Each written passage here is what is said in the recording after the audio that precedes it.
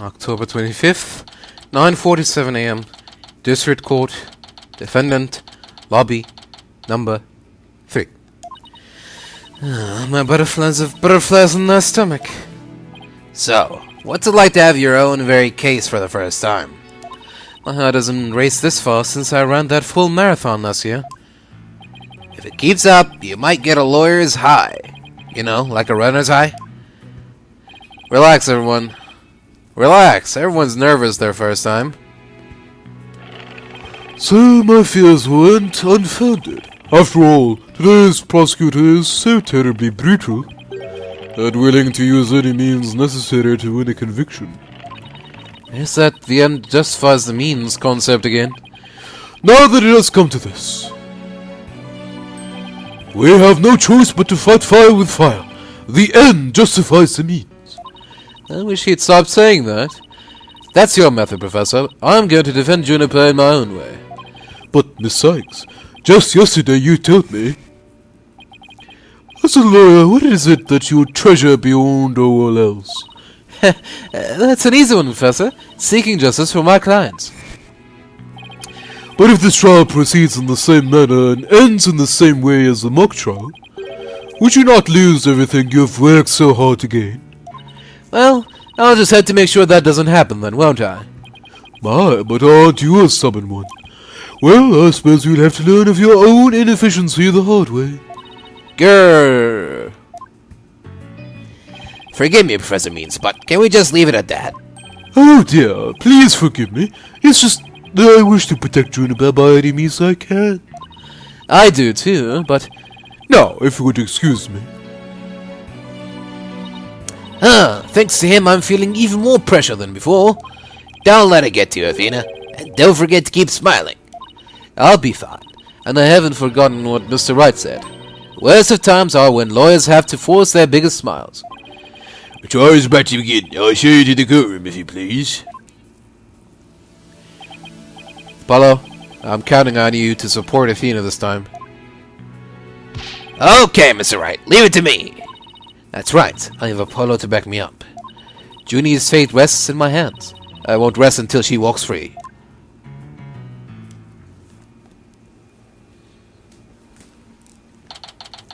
Here we go. October 25th, 10 a.m., District Court, courtroom number 4.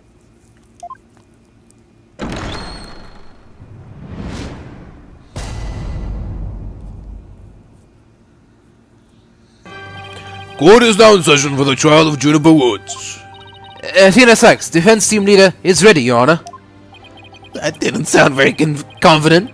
You sure you're okay? I'll be fine.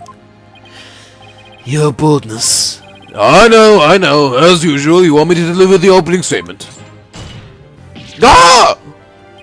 This case is crystal clear. I see no need to explicate it any further. Now, summon the witness.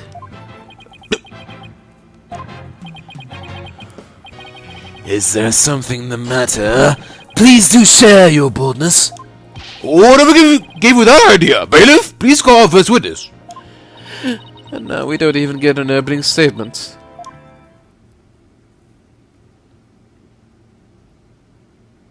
Detective Fulbright. He and Prosecutor Blackwell have become quite the team. Alright, the case brief. Leave it to me. Yes, let the detective in charge. Everyone's slave or afraid of justice. Explain. What was that just now? It's like he and Blackwell are totally in sync.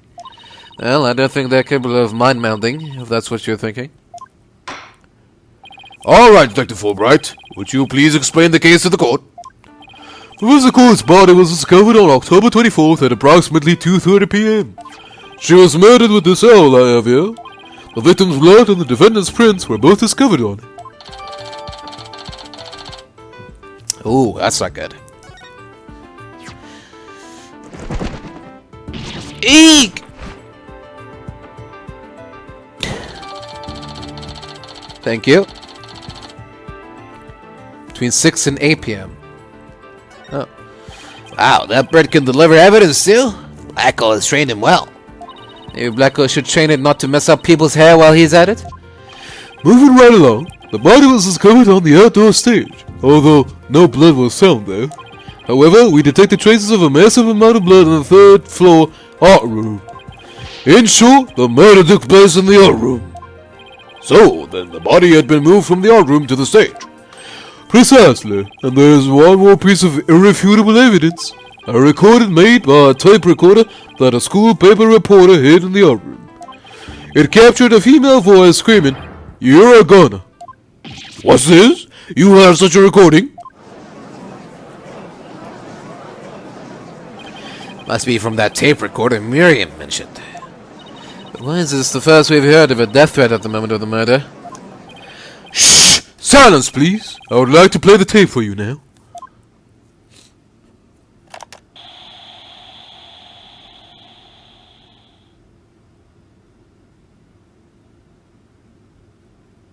You're a goner!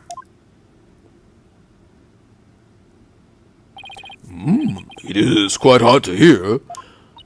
But the voice does sound female. Noise and low volume of the voice have made voice print analysis all but impossible. Then you haven't identified the voice as belonging to the defendant. Not so fast. After all, voice print analysis isn't everything. The victim was killed at night, then discovered in the afternoon the next day. The question is, when was the body moved? Oh, I know. It could have been moved in the middle of the night when no one was around. Sorry, but no. The campus was full of students that morning. However, no one reported seeing a body. That means the body was moved sometime before the mock trial when all the students and faculty were gathered in the lecture hall and the rest of the campus was empty. It was during this time Hugh O'Connor, one of the mock trial participants, found the body. So the prosecution heard about Hugh seeing the body. Wait one moment. If all of the students and faculty were gathered in the lecture hall, there wouldn't have been anyone who could have moved the body. Ha ha ha! Have no fear, for there is always an exception. An exception? The 3 mock trial participants were standing by in individual dressing rooms. They were the only ones who had free access to the deserted campus before the mock trial. What? Then that would mean... what would that mean? Those 3 students were the only ones who could have moved the body. In justice we trust. I don't like where this is headed, Athena. Me neither. And by those 3 I mean... Hugh O'Connor, Robin Newman, and Juniper Woods. I knew it. Please, Dr. Fulbright, don't say what I think you're about to say. In justice we trust. I take it everyone understands now. The voice believed to be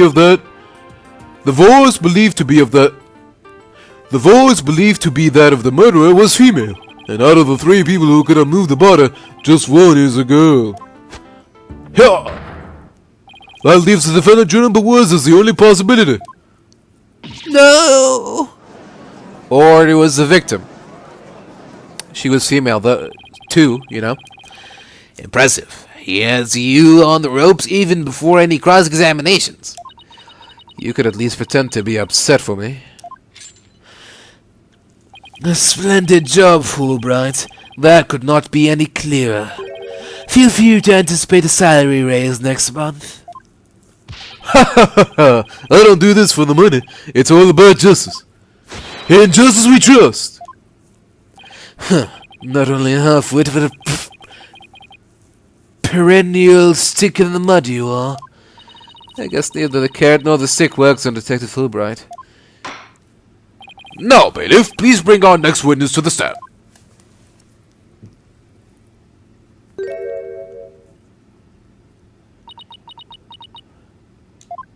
So, our first witness is a cardboard box?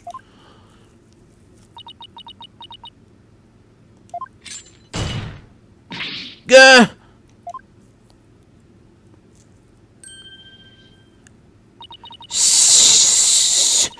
Self-mode deactivated. Oh my, the box has hands! Smile, Your Honor. What the dickens? I've just had my picture taken. Myriam Scuttlebutt, Senior Delinquent Academy. I'm a reporter on the judge course. Juniper's been a bad girl. I'll tell you all about her crime. Shh. Might I ask whether you could come out of that box? How will I get any more scoops if I blow my cover? So, the answer is no. After all, covert action is an undercover reporter's bread and butter. But testimony from a faceless witness is highly irregular. No. A former ninja I met in the clink said that exposing those who work in the shadows is to pass the distance upon them. Oh my! I never thought of it that way. Very well, if it would spare a life, I'll make a special exception this time. A former ninja in prison. Holy Shinto, how can the judge believe this load of crock? Now, your testimony, please. Oh, but take care not to review your face.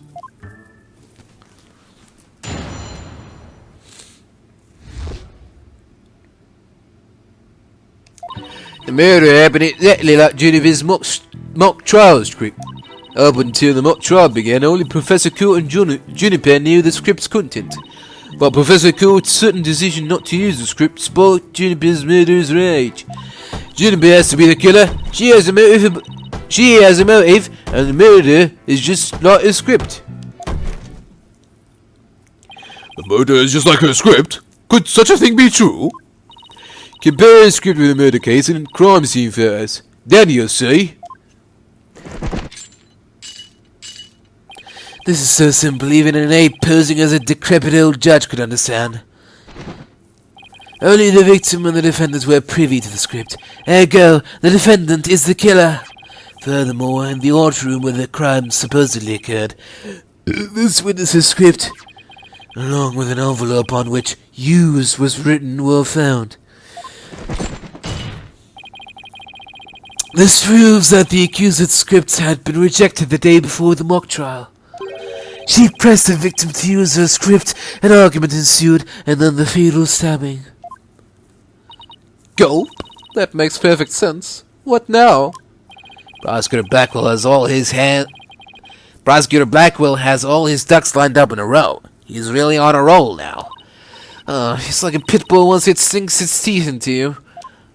How dare she? My script had it all. A bum rap and phony evidence. Grudges and betrayals. I trust the defense is ready to cross-examine the witness. No problem. Yes, I'm ready. I think. Time to find a hole in her testimony and unbox the truth. I've seen it done over and over. I know I can do this.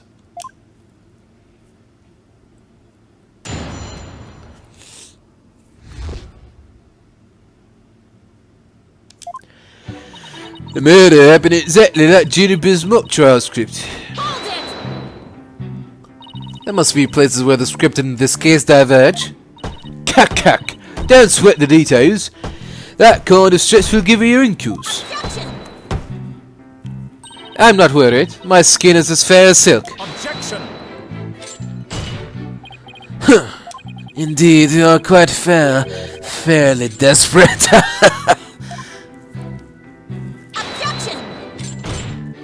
What did you say? Black will really turn that one around on you. Tisk, whose side are you on? Whose side are you on? Hurry up and think of a clever comeback.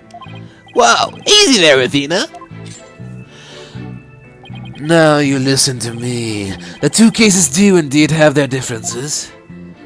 For one, the stage hadn't yet been erected in the mock trial script, and in the actual case there were signs indicating the victim's wrists had been bound.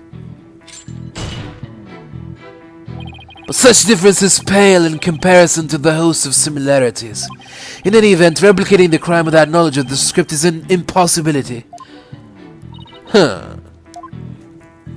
Looks like I won't be passing this off as a coincidence.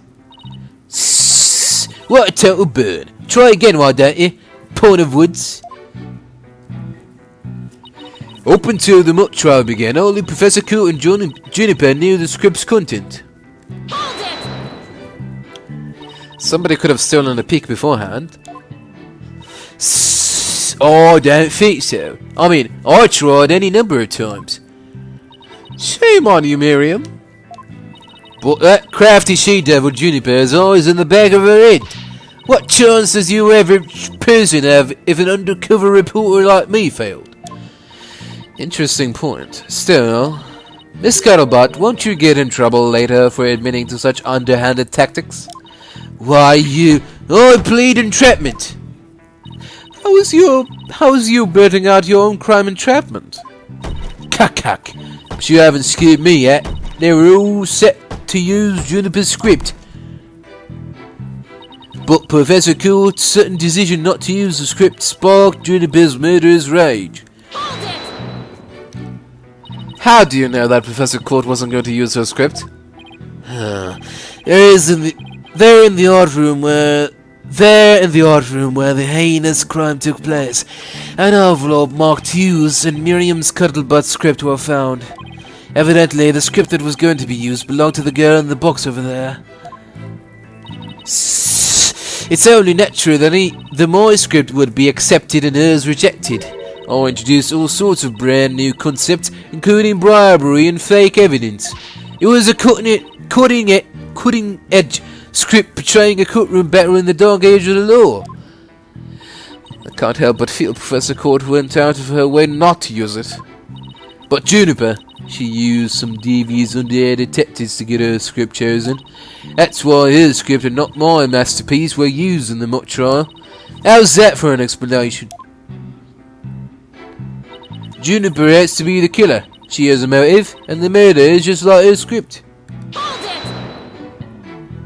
Anyone who saw the mock trial could have recreated the crime. After they saw the mock trial, they could have easily staged the body just like the script. Objection! Where is the trial which pits Hawk against Canary? Objection! What did you just say? If he's so wary, he should try humping less. I bet that saves some energy. There's no time for jokes, Apollo. He just called me a canary.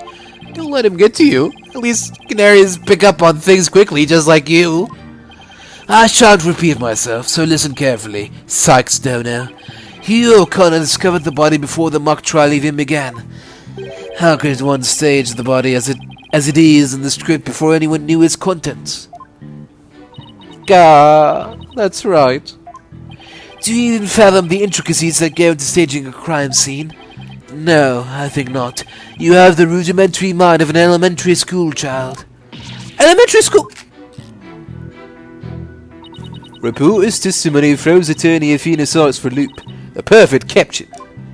How marvelous! A photo in the newspaper is just a thing to boost your brand.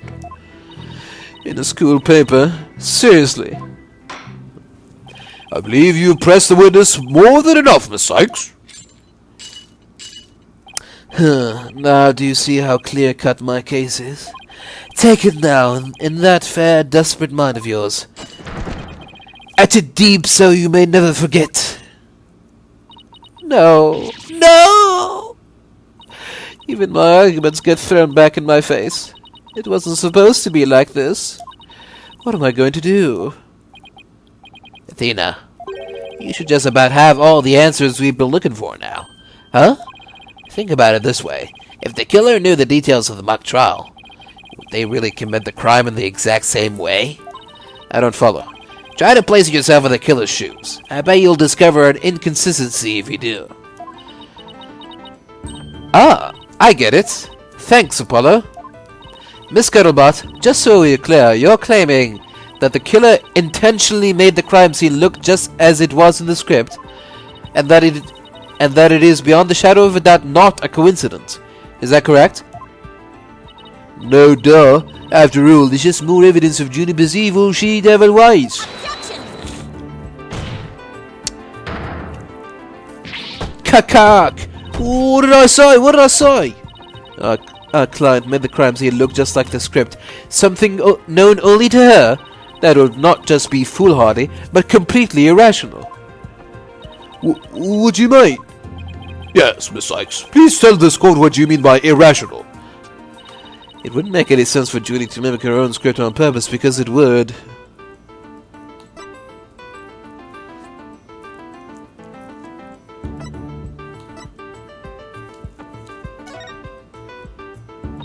The murder scene was the same as it was in the mock trial script.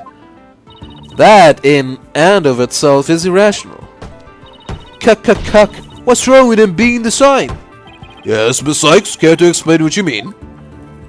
Okay, let's say for argument's sake that Miss Woods is the killer. If so, then what reason would she have to intentionally make the actual murder mimic her own script? That's easy. She was admitting that she was the... That's right. If she had really done that, it would have been like proclaiming to the world that she was the killer. So what we actually have here is evidence of someone trying to frame our client.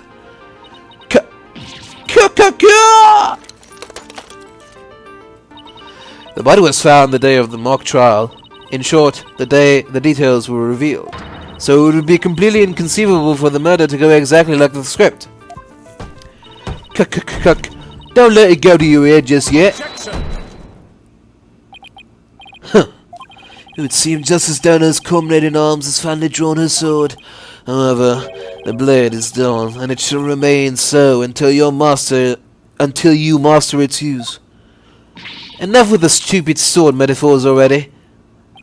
There is a perfectly good reason for the inconsistency of which you speak. Reason? What reason? Must I spell out everything? You are what people today call high maintenance. The accused had intended to solve the mock trial, and in that event, nary a soul would have been the wiser to the similarities of the case and script. No, the mock trial was only stopped after the body was accidentally discovered. Objection!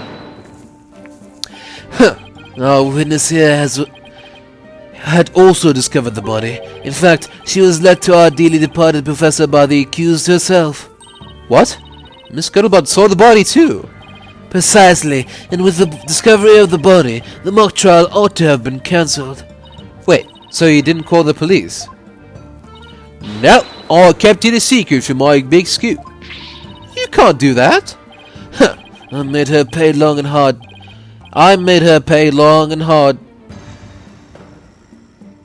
What? I made her pay long and hard penance for her sin. Did I not, my little box stuff? Caca. Compared to the word of a war correspondent, the sheer terror of that was... Oh! Jeez, I wonder what the Twisted Samurai did to her. Block off all holes in her box and spin her like a top while Detective Fulbright cackled in delight? That sounds more nauseating than scary. Enough jabbering. Witness, continue your testimony. Sure, Mr. Samurai. I'm not ready to finish off that she-devil. Oh, okay. I snuck into Juniper's dressing room while everyone was in the lecture hall. Juniper had changed into her stage costume. I asked her, "What are you doing?" When suddenly she fled into the hallway, as if she wanted me to follow her. I followed her all the way to Professor Court's body. She led me right to it. I'm positive it was Juniper because she was wearing the costume that she had made. Hold it! Why did you withhold such key testimony? What's that supposed to mean? Athena, you haven't even started your cross-examination. I know, but her testimony points to her as being a potential suspect. Well, I don't think Prosecutor Blackwell is. No, wait. I bet he's already thought of that. The witness left the lecture hall to sneak into Miss Wood's room before the mock trial. That means she, too, could have moved the victim's body. The prosecution's claim no longer has any ground to stand on. Help! No need to ruffle your own feathers so. When you squeak like a little brat, it agitates Tucker. Do you want him to peck your eyes out? No, thanks. You listen here. The witness has a perfectly good alibi. Oh yeah, I do. Around the estimated time of death, I was at undercover reporter class. It's right near my home. Undercover reporter class? The proverbial rug has been pulled from under you. The witness could not be the killer. The defense must look before leaping, or at least make sure the rug's secured to the floor. I tried to warn you. Oh. Well, there ends the cross-examination. Let's allow the witness to step down. Huh? No, wait a minute. The defense has no right to cross-examine the witness after that little spectacle. For whatever man is sowing, this he will also reap. Oh, why can't he say you reap what you sow? Very well. If the cross-examination is over, I suppose the witness may go home. Perhaps spend some time in her lovely box and recover from today's stressful events. Don't you worry about me, Your Honor. There's no rest for the wicked. Or journalists either. My third eye is always eyeing a scoop. He's always eyeing a scoop. Well, back to the trenches. Bye-bye. Hold it! Not so fast, Miss Scuttlebutt. Apollo? There's just one thing I'd like to ask. Did you take a picture of the victim's body? And if not, why not? Well, that is... No, I didn't take one. Well, that's strange. Why would you take a picture if you're always eyeing a scoop? Did you or didn't you really see the victim's body? It's not like I, actually saw it, but... What the devil? Did you hear that, Your Honor? The witness didn't actually see the body. That completely overturns the prosecution's claim that the witness was led to it. Justice Turner, you dare steal at me again.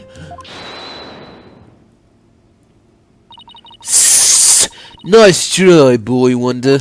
So what if I didn't see the body? That remains a juniper, let me there. Feast your eyes on this. What exactly am I looking at here? It's a crucial moment forever frozen in time by my third eye. A photo clearly showing Juniper Woods. Cut! Why did you not tell me of this? It's a shocking scoop I was saving for just the right moment. And that would be now, right here in court. Surprise! Ah! What do I do? All journalists keep their scoop secret until the right moment. She's pretty brave hiding it from Blackwell like that. Oh, pretty stupid. Well, this is an unexpected turn. Athena, about this picture. See how it only shows the back of the subject? So then, right, who knows whether this photo shows Juniper in the first place? Objection! Completely irrelevant point. What is relevant here is there was someone who did try to lead the witness to the body. Take a gander at this, the route by which the accused escaped. The witness pursued the accused this way after she fled the dressing room.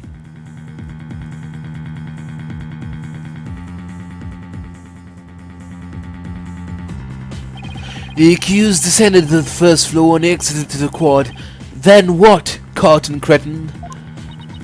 Then I tripped and fell. Caught my knee on my own box. She stayed under her box even while running after someone. Sounds difficult. Recall that the body was already there, for he or Connor had already seen it. She was trying to show someone the body because she wanted to stop the mock trial. But if the facts have changed, that's all the more reason to cross-examine the witness. The defense has a point there. Very well, you may proceed with your cross-examination. Seems Justice Turner has saved your pretty little hide, missy. For now, at least. Alright. We'll take a break and then we'll proceed with the cross-examination. Alright, here we go. Phew, guess I pulled that off somehow. Thanks, Apollo. You're a lifesaver. Incidentally, my compliments to the witness for her very fine box. It's It's primo cardboard, lovingly selected from among many... Ah! Tell another lie or hide another fact from me, and I shall put it to the torch. Please, anything but that. I think it would be more eco-friendly to recycle it, but that's just me. Alright, Miss Sykes, you may cross-examine the witness.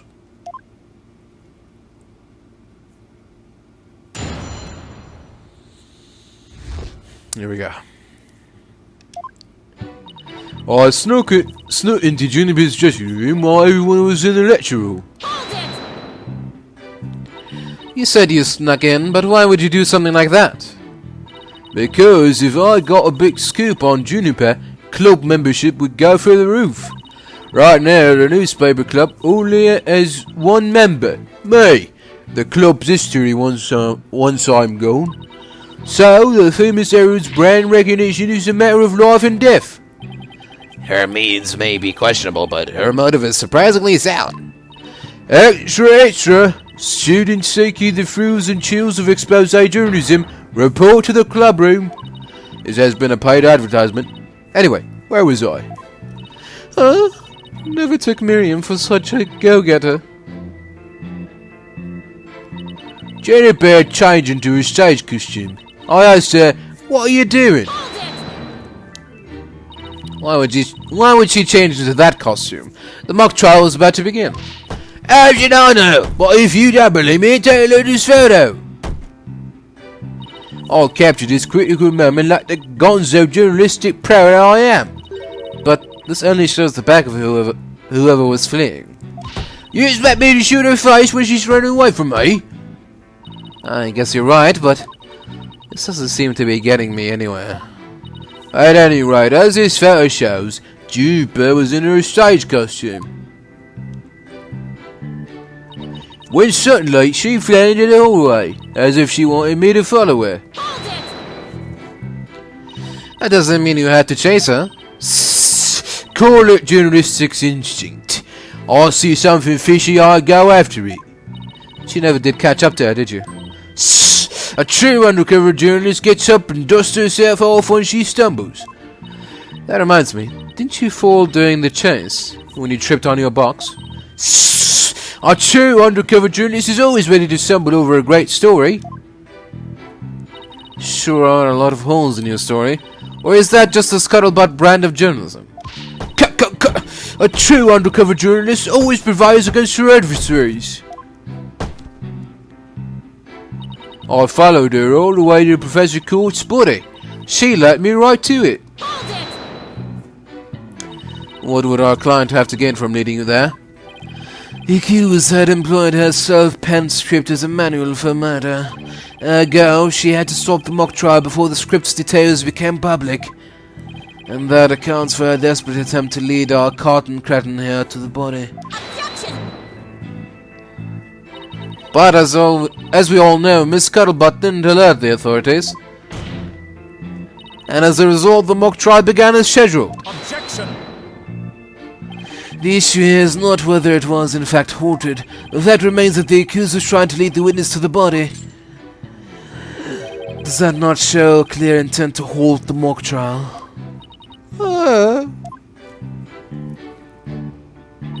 I'm positive it was Juniper because she was wearing the costume that she had made. You say it was our client because the figure you witnessed was wearing her costume. Isn't that a bit simplistic? It's only as simple and clear-cut as a good piece of journalism should be. Sure, it's simple, but I'd hardly call it clear-cut. That's why I traced her. She keeps saying that it was Junie, but she didn't even actually see the body. Yeah, but Blackwell's assertion takes that into account. So even if I press her on never seeing the body, I won't be able to overturn this testimony.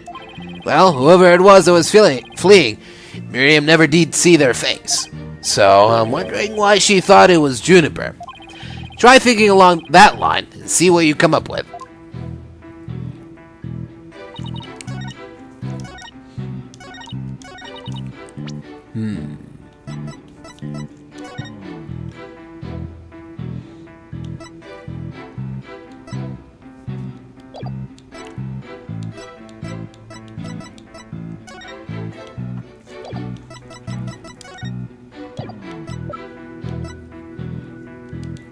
Is the answer as simple as there's no fluorescent constellation thingies on the back of it?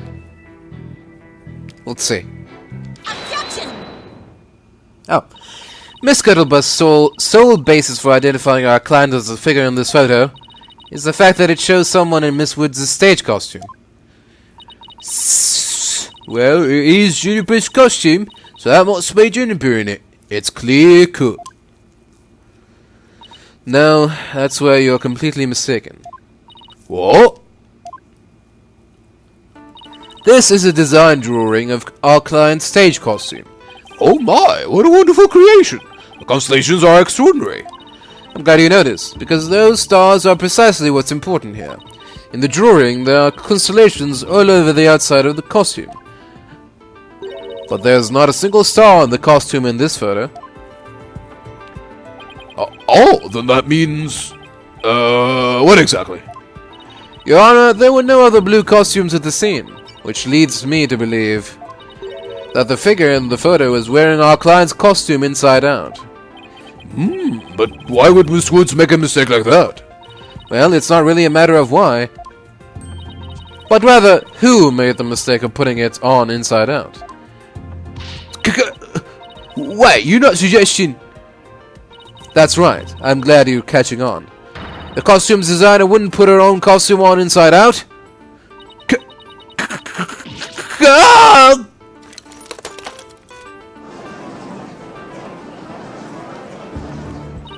Sorry, Miss Scuttlebutt, but doesn't believing you had a scoop when you really didn't make...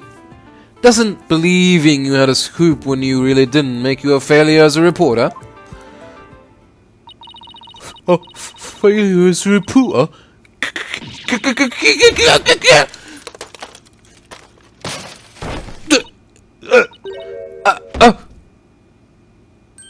Why, hello, Miss Scuttlebutt. So nice to meet the woman beneath the box. You didn't see nothing. Objection! No, I would have you stop right there, Sextono. For it is the why of the matter upon which I would have this court focus. What do you mean? Miss Juniper Woods? Yes? What were you doing on the morning of the mock trial? I was in my dressing room, painting my costume in the fluorescent paint. Fluorescent paint? My design drawing shows twinkling stars on the costume. I was going to make the costume shimmer like that by painting the inside fluorescent. What was that again? Fluorescent? Did your costume have cavities? Not fluorescent. Fluorescent, as in glowing. The paint will make it glow in the dark. Yes, so you applied that to the inside of the costume. And then... I let it dry for a while because I heard it takes a long time. So I put the costume on my mannequin inside out. Inside out? So then... This is a photograph of the inside out costume taken in the dark. As you can see, there's a heavy layer of paint over the entire inside surface. If someone were to properly don this costume in this state, the wet paint would get all over their body. Why, yes, I believe it would. Indeed, ergo, the costume was worn the way it was, not by anyone's mistake, but because this was the way it was on the mannequin inside out. Gah! Well, you don't know that. Figures he would have a photo.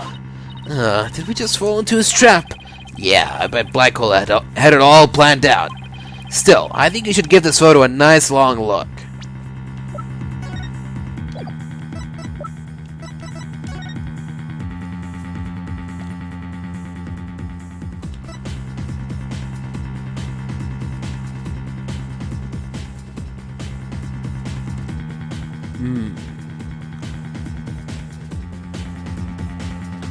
Okay.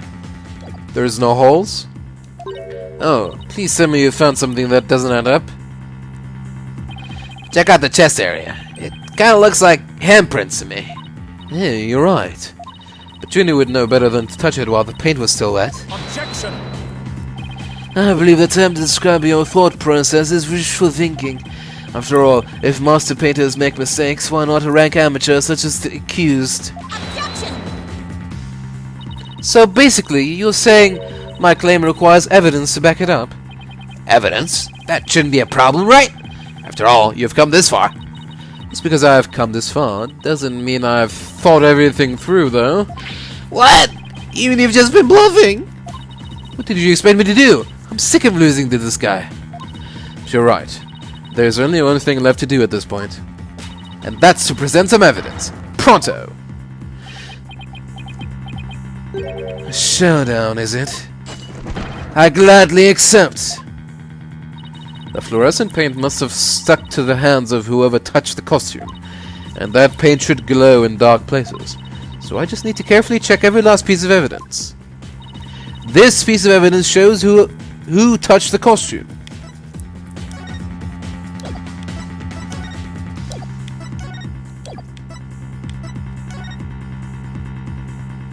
Ah, I did notice that. I thought it was just a weird filter. Okay, yeah, there you go. Take that! A school newspaper? Interesting. Take a look at the photo where the lights are dimmed and the spotlight is on Miss Woods. Observe Mr. Newman's hands in that photo as he stands at the prosecutor's bench. As you can see, it's glowing, just like Miss Woods' fluorescent paint. It is glowing. Quite brightly, I might add. But why would he put fluorescent paint on his hands for the mock trial, you may ask? The answer, he wouldn't. Not on purpose. It got there when he put the costume on. Oh! That means... what again? It means the figure photographed in the costume was not our client Juniper Woods. It was her classmate Robin Newman. What?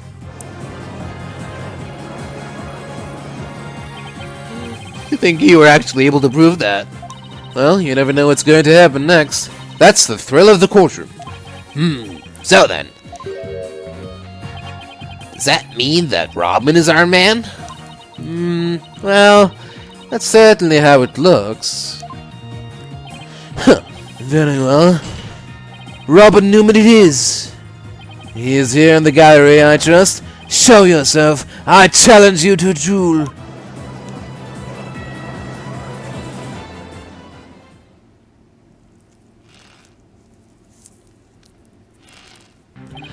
Will the witness please state your name and occupation? I'm Robin Newman!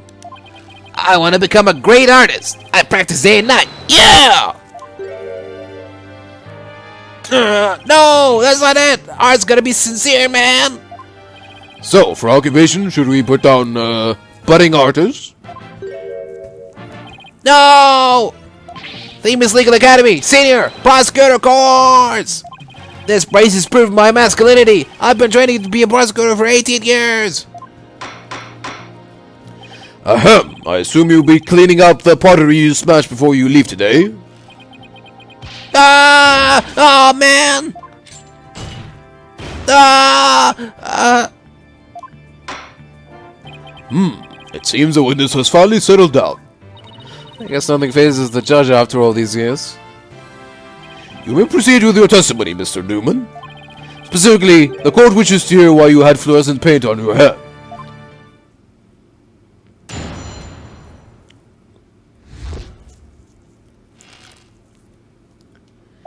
I went to see Juniper in her dressing room, but she wasn't there! When I walked by that frilly costume, I was like, whoa! The mannequin it was on, it was about to fall on me! I got that paint on me when I caught it, but I never put it on. That's just so bad! Hold it! Your Honor, I recommend a short therapy session for the witness. Well, Mr. Newman does seem particularly agitated, but... No! Not again. What's his problem? I sensed it the moment Robin took the stand. The discord in his heart. So, you think he might be hiding something? Probably. You ready, Mr. Newman? Let's see what the mood matrix can do for you. Beep. Beep.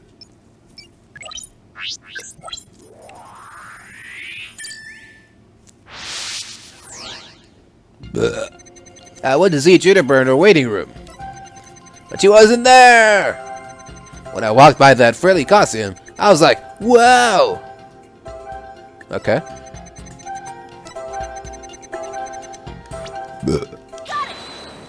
Alright. When you mentioned the stage costume, I sensed a sudden, powerful feeling of joy. Would you care to explain, Mr. Newman? Wait, what? Why would a frilly scarf thing and a long skirt make me feel like that? I don't know, but you seem awfully interested in that costume for some reason. You didn't happen to put it on, did you? Like I'd be into that kind of thing. I'm a dude, and I'm not into braces. And I'm into braces. You don't think Robin's actually got a thing for Juniper's outfit, do you? Oh, come on, isn't it obvious? You're enjoying this a bit too much, Athena. No way, man! The mannequin came falling toward me, so I stuck out my hands to stop it. End of story. That's a new piece of information. Time to run an update.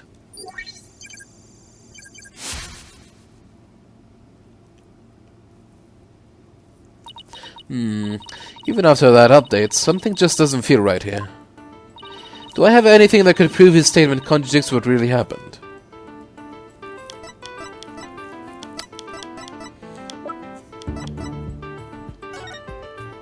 I don't know. Tiny hands? I feel like if a mannequin was falling on me,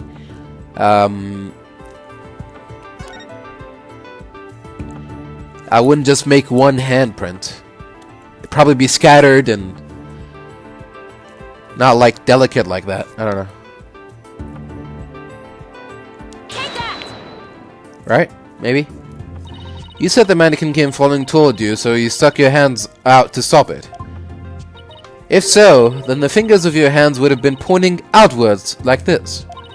But that's not what the handprints show. Oh, okay. Right. It's like sideways. Yeah, okay.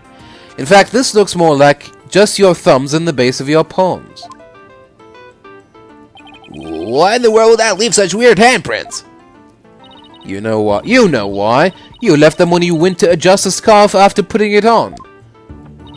Just like the model in this drawing. Whoa! Why don't you just admit it, Mr. Newman? You did put the stage costume on, didn't you? And you really do like Miss Wood's clothes, don't you? Fine. I admit to putting the costume on. But I don't like girly clothes, man! Yes, new information to plug in. Time for another update. I snuck in knowing the costume was in there. My heart was pounding, even though I'm a guy. Why are you sad? There, another emotion that doesn't fit. So what? You're really sorry to get on my nerves, man!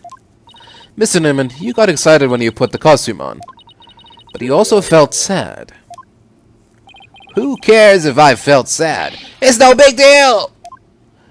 Okay, Mr. Newman, out with it. Why did you feel sad? You're hiding something, aren't you? Oh, no! You're not fooling anyone anymore. Now tell us why you were sad. Okay, fine! If you're gonna be that way, I'll tell you. The reason I felt sad is no matter how much I dress up, I'll never be as pretty as Juniper. Well, no offense, but his habit of shouting at the top of his lungs doesn't exactly help. No, that's not it! I totally owned those girly clothes. I should have been totally pretty. But there's something that keeps getting in my way! Wow, that's a whole lot of anger and raw emotion right there. His heart is crying out in pain. His emotions are out of control. Out of control emotions. We saw those during the Nine Tails Veil incident. So, all we have to do is find the source of his uncontrollable anger, right? Right. Help me look for a conflict between his statements and the images we see.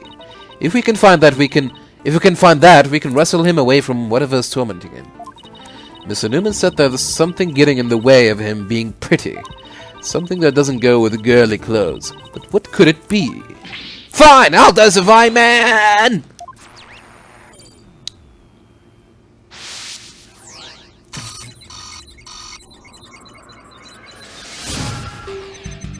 I stuck in knowing the costume was in there. My heart was pounding, even though I'm a guy. It's true. I felt a powerful feeling when I saw that long frilly scarf. I admit it. I wore girl clothes. I felt like a diva when I pulled the hood over my head. It felt so right. I was totally dressed up like a girl.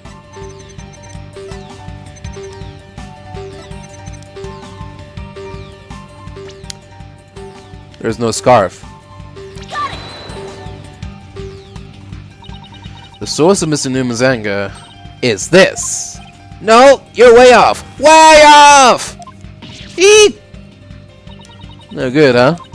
I'm trying to listen carefully, but all his shouting, it's... We better finish this off quick before you rupture an eardrum. No worries, I'm gonna nail it next time. What? Stop. Yeah.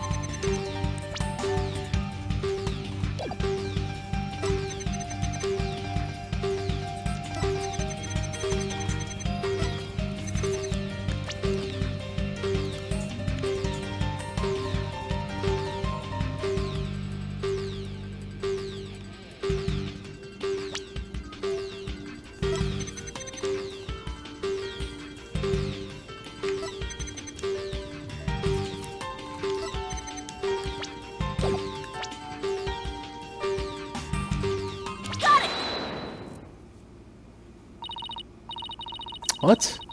That's it? Okay. Weird. Okay, let's hear this. Let's see where this goes. Mr. Newman, you feel a great deal of anger toward your brace, don't you? Is that what you feel is holding you back from being as pretty as you think you should be? Huh? What? Mr. Newman, the truth is, you really want to take that brace off, don't you? No way, man. This is a symbol of masculinity. I could never take it off! Is it that you can't take it off, or that you don't want to take it off? Aw, man! I should have kept my big mouth shut! This is really weird. He exhibits intense anger toward his brace, which he calls a symbol of masculinity. But he can't take it off, not even when he's trying to look pretty. What could be at the root of his complicated relationship with his brace? I have a feeling we're on the verge of uncovering an earth-shattering secret. Athena, you okay? It seems Robin is still hiding a secret. A big one. Bigger than the fact that he's secretly jealous of Juniper's looks? Yes, at least I think so. No, it can't be. I just thought of something, but it's totally insane. Mr. Newman? What?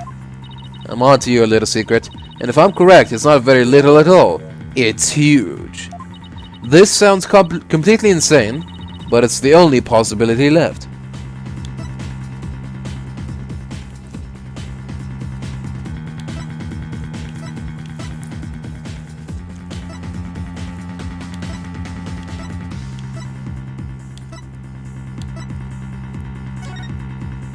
Mr. Newman, or should I say, Miss Newman.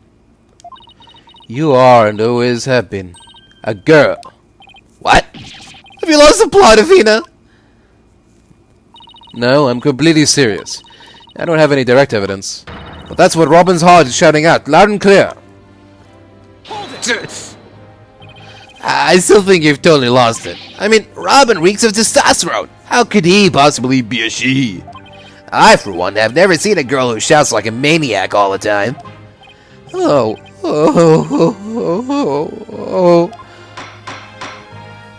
I've seen plenty of witnesses in my day.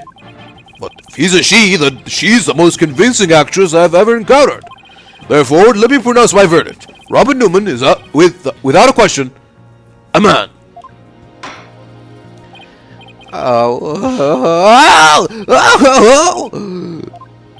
You're not truly just as stone as equal in one area.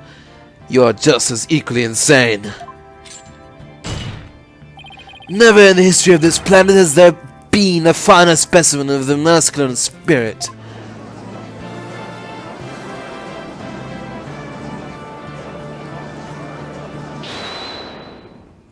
Can easily prove it. Just pull down your pants. Ah!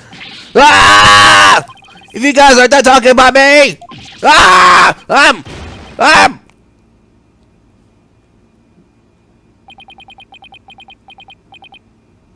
Did the lights go out?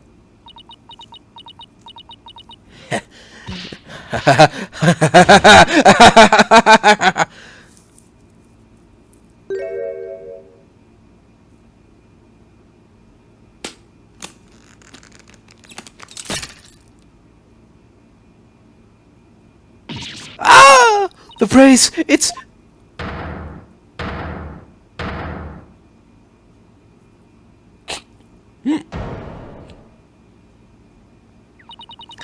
Miss Sykes, now, allow me to call you Athena. I wanted to keep this a secret at all costs, but no. What? No way! Surely this must be some kind of jest. No, it's real. I'm a girl, body and soul. If you don't believe me, I'll give you a P-E-E-K. As if. What an amazing transformation. Well, all the Discord is gone. The image is now complete.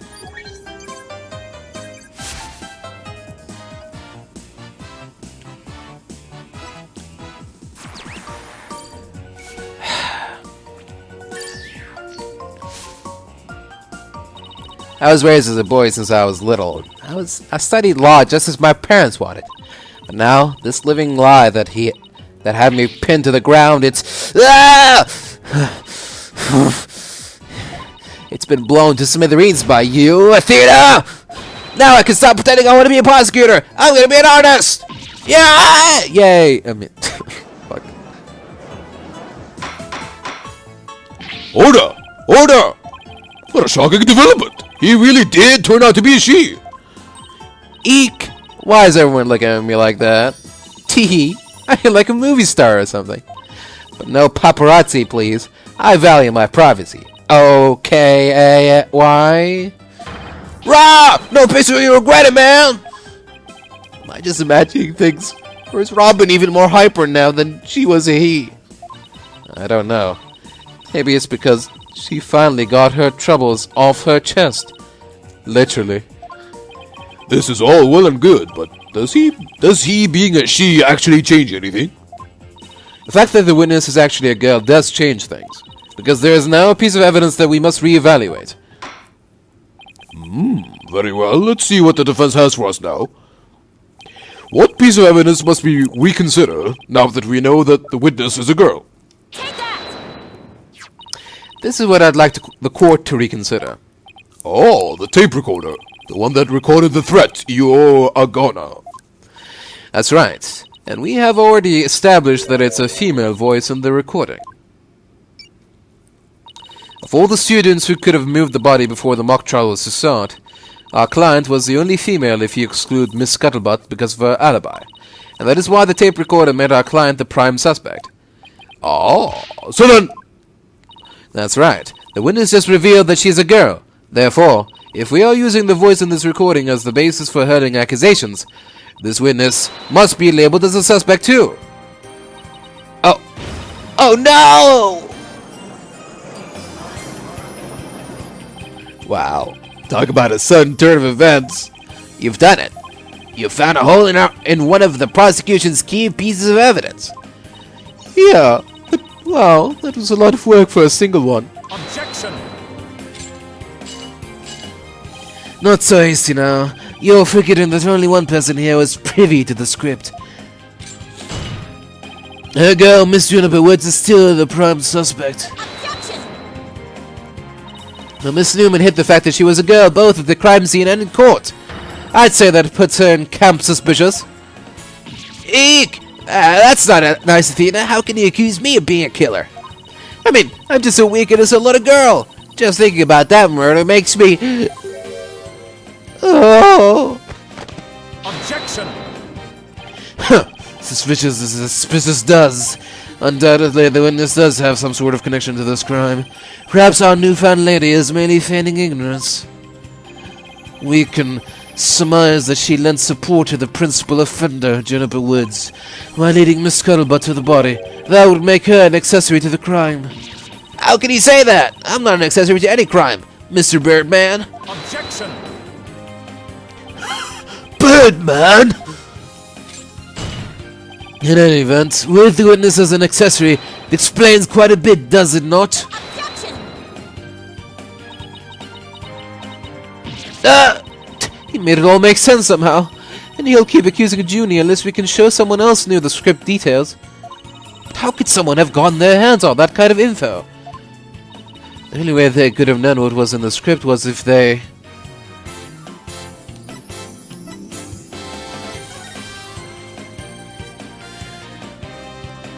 Sorry, Junie, but you're not going to like this.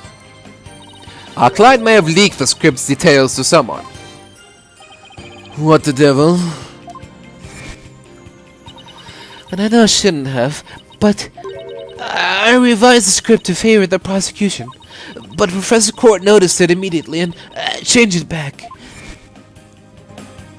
Miss Woods did not want Hugh O'Connor to win the mock trial. That's why I believe she leaked the details to the witness, Robin Newman. I get it. If Robin won, Hugh wouldn't be able to confess to Juniper. Right. Juniper is probably trying to keep their friendship from becoming awkward. Sob, snivel. How could you, Athena? What? What a bunch of bull! I never heard a word about the script from Juniper! Never ever! Objection! You sure? Can you look me in the eye and swear you didn't? B.A.D., Athena. You don't have any evidence! Gah. Actually, we might have just a thing. Really? Yeah, one of Robin's lines I read when we were reenacting the mock trial. Okay, time to read the script. Facts about the case. Body with a protruding arrow found in the quad. Murder weapon was an awl. The arrow was inserted as a ruse. The actual murder scene was the art room where traces of blood were found on the floor. Body was dropped from the third floor art room to the maintenance area below. A mat was laid out to cushion the fall. Ball cart from the storehouse was then used to move the body to the stage. The archery club's room has a good view of the quad. The body was moved to the quad to make it look like an archery club member had shot the victim. Okay. Owl, get from hardware store, arrow, archery club, sweatsuit, will be a red one. Okay. Oh, okay. Oh, here we go. Here's a shot of the crime scene. Ironically, it was Professor Court who posed as the corpse. Firehead, how did the mock trial participants react to this photo? Mr. Newman was surprised by what Professor Court was wearing. Robin said, "Oh, the green sweatsuit." C-S-U-R-E.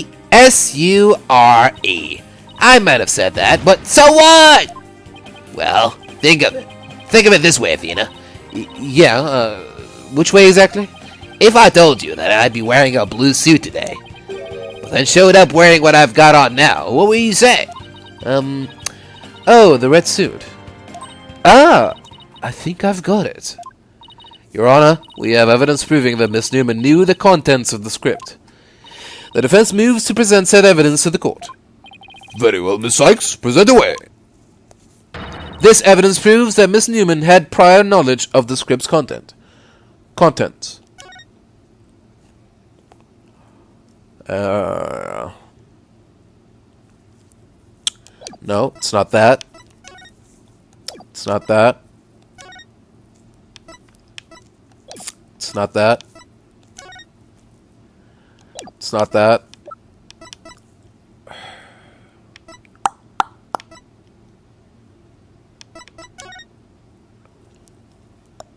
What? What could it be? The green sweatsuit.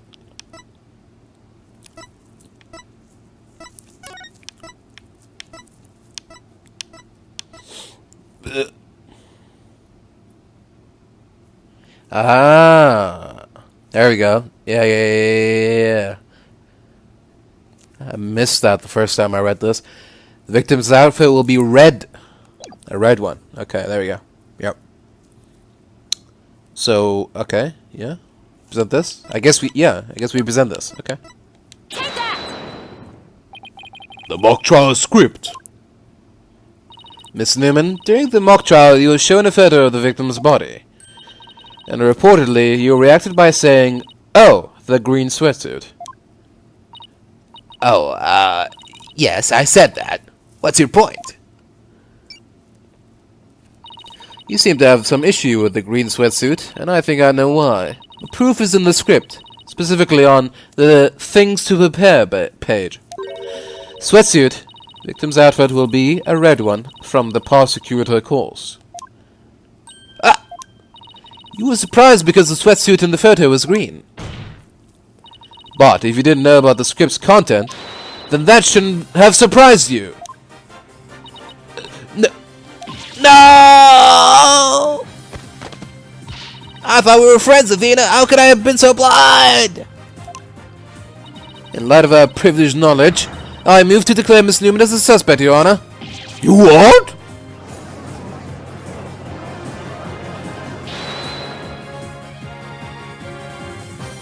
If knowing script details makes me a suspect, then there must be others beside me. I mean, someone else could have also seen Professor Court's note. Note? What note? The professor and Juniper were working together to prepare for the mock trial, but only one copy of the scripts was made to prevent it from being leaked. But that gets kind of inconvenient, right? You're not seriously going to suggest... Eek! But it's the truth! Professor Court did do exactly what you're thinking. She didn't write down any of the proceedings or the truth behind the case. She did write a note to herself about the props and details about the victims. B-O-D-Y. Is this really true, Miss Newman? If you don't believe me, send the police over to my house. Tell them to check the pictures on my camera. I thought it might give me an advantage. So I took a picture of the note. I'd say she's telling the truth. Wait a sec. If there's a note with the details about the body, then that means there are others who could have made the murder look like our client's script. Yes, I believe you're right.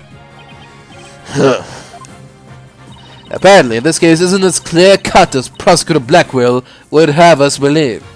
This new revelation blasts a big fat hole in the prosecution's case. Oh! Objection! Bully for you, Missy, but don't think this spells victory. And why not? The battle is still young, and my blade is now fully drawn.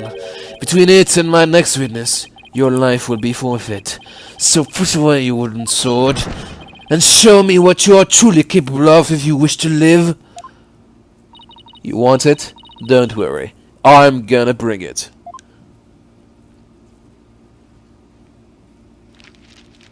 Ooh. Okay. We're moving on to the next witness, huh? Alright. I'm gonna take another quick break and I'll be right back. Alright, here we go. We're moving on to Mr. O'Connor, who hopefully won't turn out to be a girl as well, because that will just make things even more confusing. I already said I want nothing to do with this trial. Oh, Juvenile, it is not a matter of what you want, for you will cooperate, Hugh O'Connor. Prosecutor Blackwell, why have you called this witness? You will recall that the day before the mock trial, in short, the day of the murder, the accused testified that she had left for her home at around 6 p.m. Yes, my notes here do confirm that fact. Right. Our client wasn't at school at the estimated time of death, so she couldn't be... Objection! Yet that was but a felicitous lie. Or am I mistaken, golden boy? I have no intention of saying anything more. Now, if Elise hears me. Hold! I am not through with you yet! Seems the rogue prosecutor has it out for me. Leave and we just might discuss you know what. No, wait! One little statement and Mr. Cool loses it. What's that all about? I changed my mind. I'll stay and testify. Are you sure, Mr. O'Connor? Heh! The word of a genius is as good as gold. Let's get on with this. Here, Connor, a senior at TMS Legal Academy. Lair curse. How's that? Just fine. Your testimony then, if you please. You're up against the top of the class now. I'd be careful if I were you. I know Junior would never lie like that. That pompous schoolboy won't even know what hit him.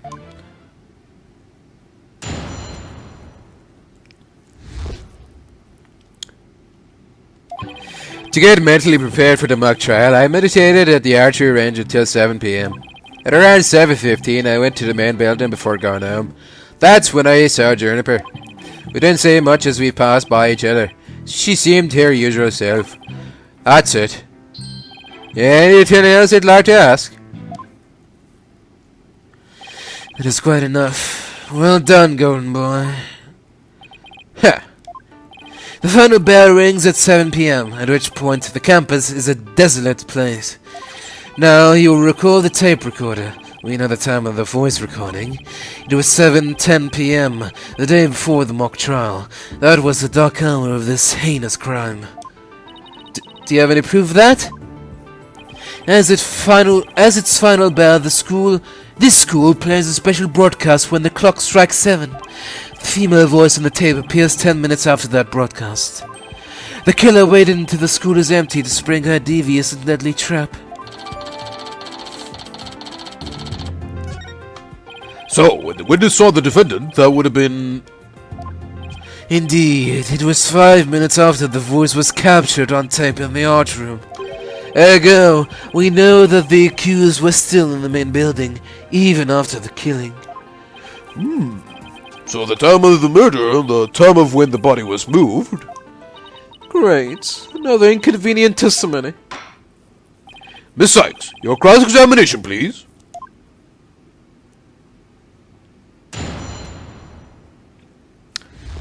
Why are we not even discussing the possibility that the female voice on the tape recorder is the voice of the victim? She is female, you know. At least that's what the court record says. So, just something to ponder. To get mentally prepared for the mock trial, I meditated at the archery range until 7 p.m. Hold it! So, do you meditate often? Heh, don't tell me you're gonna start pestering me too. What's that supposed to mean? No need to play dumb with me. Oh, the girls want to know about my private life. What? I will remind the defense this is a court of law, not a pickup spot. Seems Miss Fancy Pants lawyer is smitten with the witness. Objection! Objection! Objection! Objection! I'm just trying to establish the witnesses. If you must know, I never go a day without meditating. Satisfied now, stalking her. That's it! You've better take that... Whoa there, Tiger. Just take a deep breath and relax. I'll just continue my testimony now, if you don't mind. At around 7:15, I went to the main building before going home. That's when I saw Juniper. Hold it! Our client has stated she went home at 6 p.m. You and Professor Court were busy preparing for the mock trial together yesterday, right? Was that the last time you saw her? Yes, I left school at around 6 p.m. No, wrong. I don't know what she was doing, but Jennifer was definitely at school after 7 p.m. But I suppose neither side can prove one way or the other. But if Junie was there, that means she's lying. Truth be told, I only saw her for the briefest moments. We didn't say much as we passed by each other. She seemed her usual self. So you just walked past a good friend, barely saying a word? The final bell had already rung. They get mad when you stand around chatting. Then again, we're not like you people, talking endlessly in those annoying loud voices. Objection! Annoyingly loud voices? I'd like it if you refrained from insulting my partner like that. Normally I'd shout objection right about now, but I'll take this one for the team. Heh. Anyway, I think that's about all I have to say. That's it. Anything else you'd like to ask? Hold it! Alright, I'll take you up on your kind offer. I expected as much, so go ahead, ask away. Mr. O'Connor, I want to ask you, why would an honest student like you ignore the last bell? I wouldn't say I ignored it. I was simply running a little late. Do you remember exactly how late? Heh, you're a stickler for details, lady. But if I had to say, just maybe about 10-15 minutes. If you think that's important, I'll add it to my testimony. I was hoping you'd say that. The final bell had rung 10-15 minutes earlier. No biggie. Hold it! You ignored the last bell for no reason. Shame on you. No, shame on you. Pressing me for no reason. Grr. Well, people do run late sometimes. Like you on the day this whole case began. It appears we have a culprit in the case of the pot calling the kettle black. Two, Your Honor? Now what? Ask another question. Please tell the court what you were doing on October 23rd, the day before the mock trial. Heh, that's an easy one. Nothing in particular. Nothing at all? You didn't help with the preparations? Heh, you don't get it, do you? I was merely playing the role assigned to me. I left the preparations and to like the others. My job was to be mentally prepared. Judy put her heart and soul into getting things ready while he just sat on his behind. Just to reiterate, I spent most of the 23rd meditating at the archery range. I didn't talk to anyone until the school closed at 7 p.m. I suppose a few archery club members did come and go when I was there. But you didn't talk to anyone. Not a single soul. That's right. I didn't say a word to anyone till the final bell at 7 p.m. I see. This is crucial information. Please add it to your testimony. I don't know if you're bluffing, but if you are, you have a pretty good poker face. Oh, I'm not bluffing. I didn't talk to anyone until the final bell. I've been meditating alone at the archery range. Check the diary. 23rd, meet with you about the report. Yeah. Right? That should be good enough. Let's give it a shot. What does it say? There's no time on it, but yeah, okay. Let's give it a shot. Objection! So, you didn't talk to anybody on October 23rd? Are you sure about that? Heh, I already told you. My word is as good as gold. Okay, then how do you explain this? And don't spare any details. Sorry, never seen that before. This is the victim's planner. She recorded all of her plans in great detail. Take a look at this page here. It reads, 23rd, meet with Hugh, and important. Don't you find that interesting? Whoa, where'd you get that? The key word here is important. You say you were at the archery range all day. But you also said a few students came and went while you were there. That doesn't sound like a great place for an important talk. But the entire campus was buzzing with activity before the mock trial. Where could they have possibly had a private conversation? I thought about that too, but the situation changes after the last bell. What's this now? The witness stayed after the last bell in order to have a private talk with the victim. Am I right, Mr. O'Connor? This is insane! Objection! Must we go through this yet again? I suppose you also have no evidence as usual. No, I don't have any direct evidence. However, the witness was meditating until after the last bell, and he attempted to conceal his private meeting with the victim. Heh, first Robin, now me. Who are you going to accuse next? You're just another unscrupulous attorney looking to get ahead. Don't let him get to you. He's definitely hiding something. I mean, he was supposed to meet with the victim around her estimated time of death. I had my suspicions about Robin, but Hugh seems just as guilty. These three are the only possible suspects, after all. Mr. O'Connor, answer me this. Did you meet with Professor Court that day?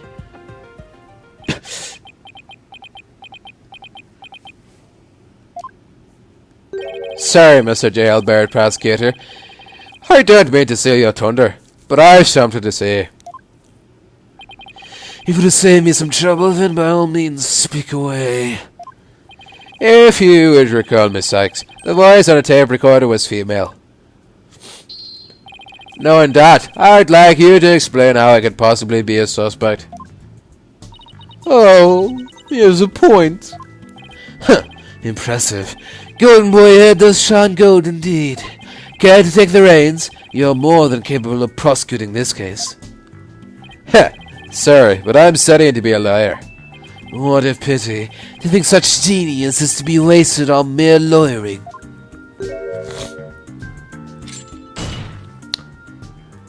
At last, your moment is here, Sykes Dono.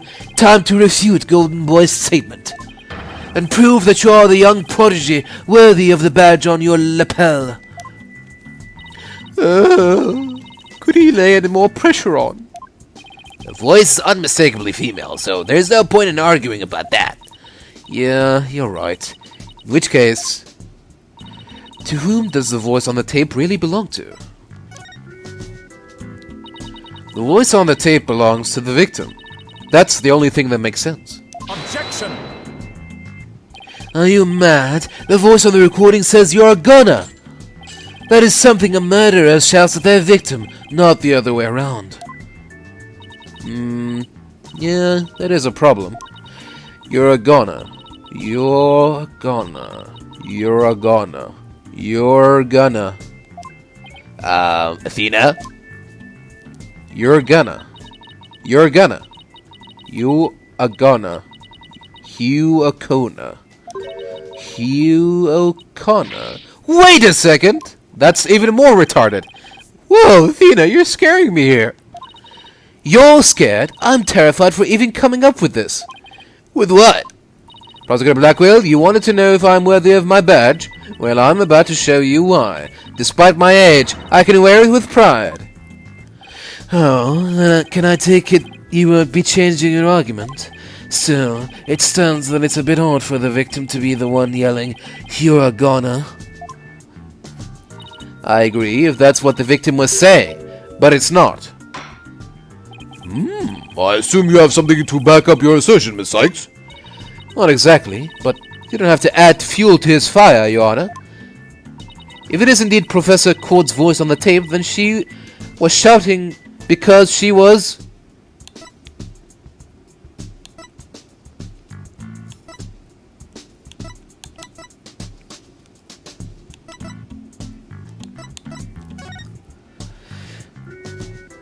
I would like to call one basic fact into question. Is that shout on the tape really saying, "You're a goner"? What are you up to now, Athena? Professor Cord's planner says she was supposed to meet with a witness for an important talk. Perhaps our witness, despite being a genius, had done something wrong, and this made Professor Cord get angry with him during their private meeting. I don't see how this changes what we heard on the tape. Well, if you want to see how it changes things, then let's try a little experiment. Your Honor, I want you to yell at the witness as if you're mad at him. But, and this is important, use his full name. Okay, let's see. You O'Connor! What did I do to deserve that? Yes, like that. Now try again, but faster. You gonna? You gonna? You gonna? You gonna? Okay, you gonna? Wait a second. No, this can't be. Objection! You think I'd spend the energy to lead you this far if it wasn't true? Ah, but it is, Your Honor. Humans are not perfect. That's a scientific fact. We sometimes mistake shadows for monsters, or the wind for voices. Now that you mention it. You can do this, Athena. Just give the old guy one more little push. The sound on the tape recorder never was the phrase "you're gonna." That's only what we thought we heard, when in fact it was the witness getting yelled at. The court will note that this is different from the selective hearing men are so good at. I think you're right, but what was that last part again? Never mind. The important thing is that the voice was recorded isn't our client. The important thing is that the voice that was recorded isn't our client's. And since it was the victim scolding the witness, he must now join the list of suspects. Objection! I had thought that testimony would suffice, but it seems it has come to this. I will not allow such fallacious quibbles to upend this case. The prosecution has one final piece of evidence to present to the court. Evidence? What's he going to pull out now? Feast your eyes on this photo, and let me see that insolent look vanish from within them. But let's see here. Oh, it's a picture of the defendant and the victim.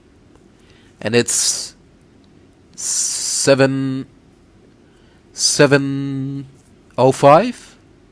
Is that right? I think so. 5 past 7?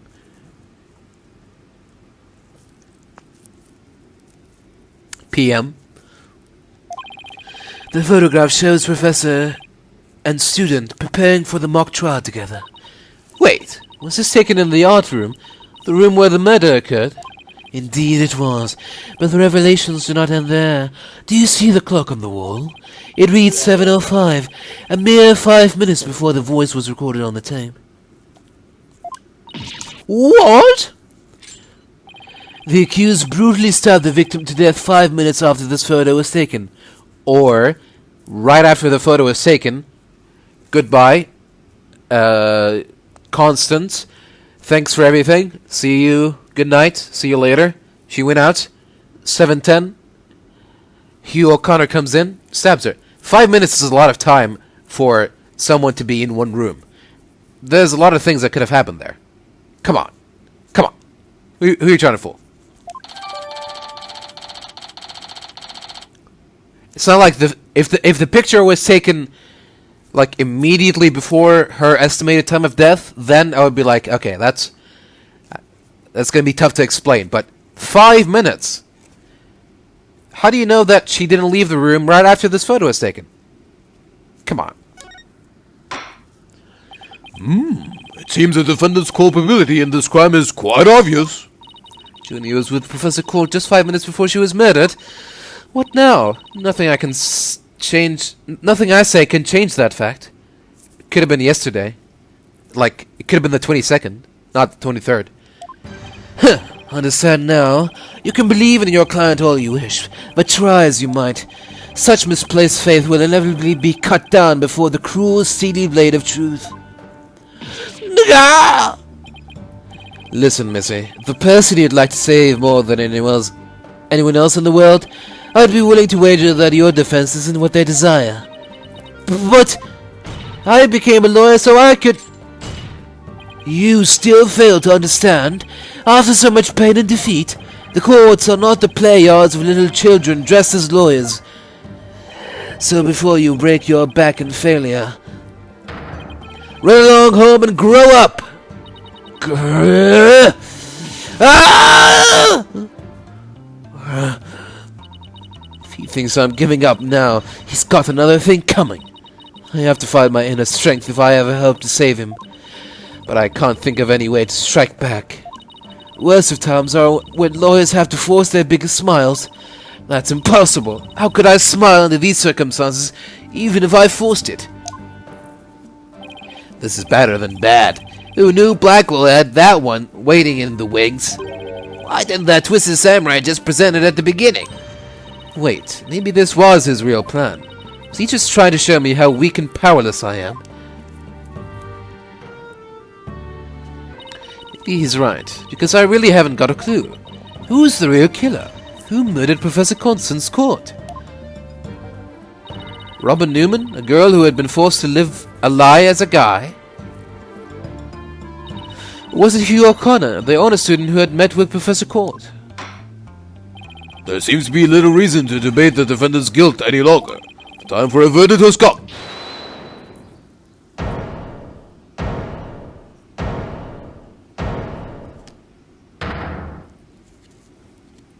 No! That's not gonna happen, man!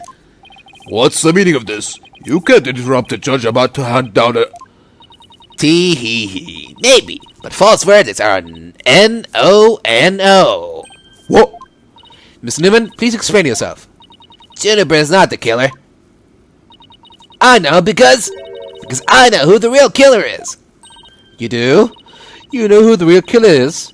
What is she up to now? Yeah, I know because the real killer is M-E me. Tee.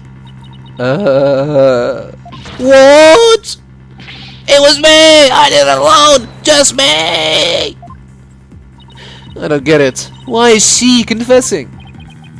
Miss Newman was witness near the stage. There's even a related photo of her.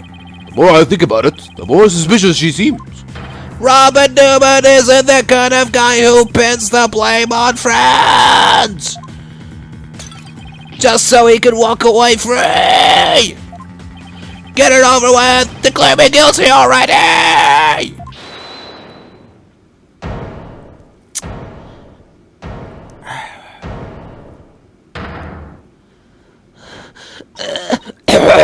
Please, wait. Juniper, what are you doing? Thank you for all you've done, Athena, but you'll have to forgive me. I can't let my friends take the blame any longer. Junie, no! Don't do it! You and Robin have done nothing wrong. They have absolutely no connection to this case. The real killer is me. I alone am responsible for the entire crime. What? Ginny, you know that's not true. Hurry up and retract your statement. I'm afraid it is true. Forgive me, Athena.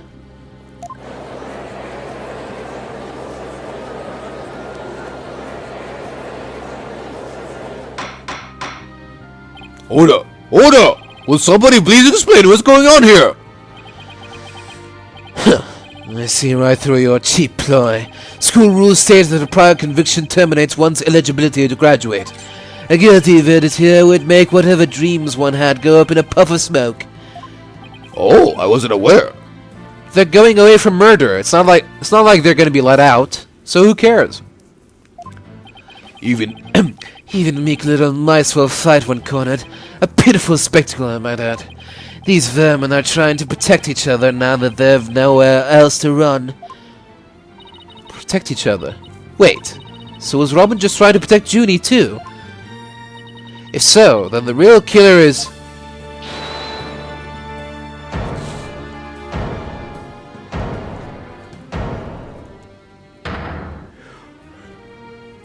Heh, this whole thing's a joke. Uh-oh, now it's Hugh's turn. Oh, what is wrong with kids these days? I know, it just crossed your mind, mistakes. You think I'm the killer, don't you? Wow, he really is a genius. He even knows what you're thinking.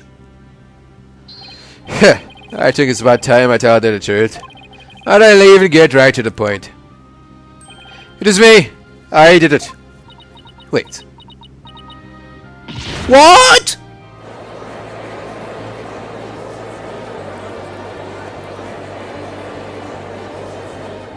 Now both potential suspects are claiming to be the real killer. I'm so confused right now. If you still had doubts, how about I detail my murder plot? It's absolute genius. Enough of this nonsense. This is a court of law, not the set of some high school drama.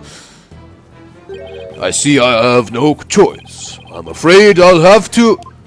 Hoy! Wait your boldness. I'm sorry, Prosecutor Blackwell, but I'm in no position to hand down a verdict just yet. I am hoping that the defense and prosecution can come up with some airtight evidence. That is why I'm giving you both the rest of the day to continue investigating this case. Pinch me. I think I'm dreaming. Huh. Fine. Do as you wish. This brings today's proceedings to a close. Court is adjourned. Huh. To be continued.